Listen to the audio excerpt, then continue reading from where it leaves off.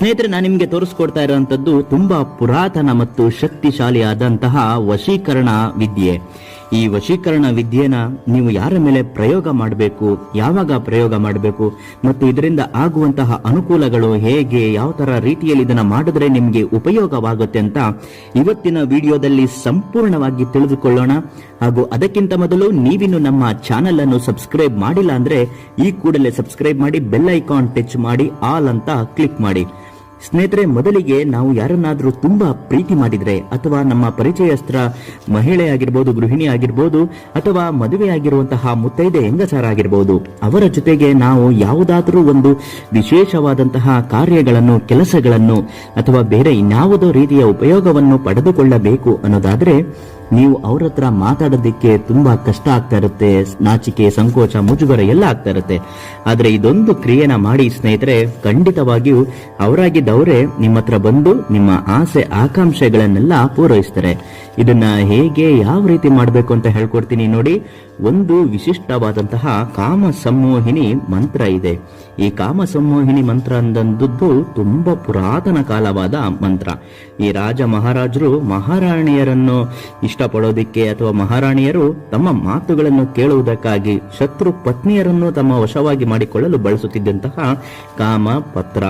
ಈ ಕಾಮಪತ್ರವನ್ನು ಮಾಡಬೇಕಾದ್ರೆ ನನ್ನ ಹತ್ರ ಒಂದು ಬಿಳಿ ಹಾಳೆ ಇದೆ. ನಿಮ್ಮ ಹತ್ರ ಬಿಳಿ ಹಾಳೆ ಇದ್ರೆ ನೀವು ಅದರಲ್ಲೂ ಮಾಡಬಹುದು. ಆದ್ರೆ ತಾಮ್ರದ ತಗಡು ಇದ್ರೆ ಇನ್ನೂ ಶ್ರೇಷ್ಠವಾಗುತ್ತೆ, ಬೇಗ ಫಲಿಸುತ್ತೆ.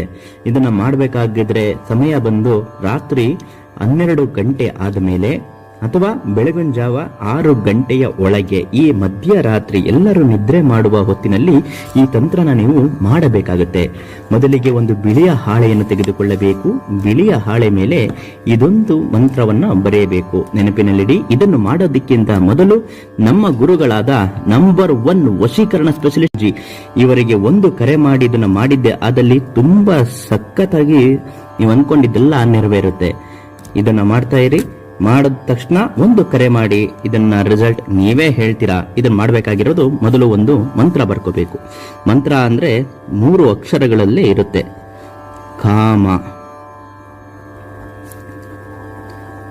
ಸಮೃದ್ಧಿ, ಯಶಸ್ವಿನಿ,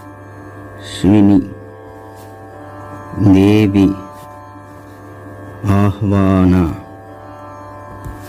ಇದು ಈ ಮಂತ್ರನ ಬರೆದಾದ ತಕ್ಷಣ ಇದ್ರ ಮೇಲ್ಗಡೆ ಏನ್ ಮಾಡಬೇಕು, ನೀವು ಯಾರನ್ನ ಇಷ್ಟಪಟ್ಟಿರ್ತೀರಾ ನೋಡಿ ಆ ವ್ಯಕ್ತಿ ಅಥವಾ ಗೃಹಿಣಿ ಹೆಸರನ್ನ ಬರ್ಕೋಬೇಕು. ಸಪ್ನ ಅಂತ ನಾನು ಬರ್ಕೋತೀನಿ. ಸಪ್ನ ಅಂತ ನೀವು ಸಪ್ನ ಅನ್ನೋರ್ನ ವಶೀಕರಣ ಮಾಡ್ಕೋಬೇಕು ಅನ್ನೋದಾದ್ರೆ ಸಪ್ನ ಈ ತರ ಬರಿಬೇಕು. ಇದನ್ನ ಏನ್ ಮಾಡ್ಬೇಕಂದ್ರೆ ಇದನ್ನ ಈ ತರ ಫೋಲ್ಡ್ ಮಾಡಿ ತಗೊಂಡೋಗಿ ಅವ್ರ ಮನೆ ಮುಂದ್ಗಡೆ ಹರಿದಾಕ್ಬಿಟ್ಟು ಬರಬೇಕು. ನೀಟಾಗಿ ಹರಿದಾಕ್ಬಿಟ್ಟು ಬರಬೇಕು. ಅವ್ರು ನಿಮ್ಮ ವಶವಾಗ್ತಾರೆ. ಆಗ ನಿಮ್ಮನ್ನ ಮಾತು ಕೇಳ್ತಾರೆ.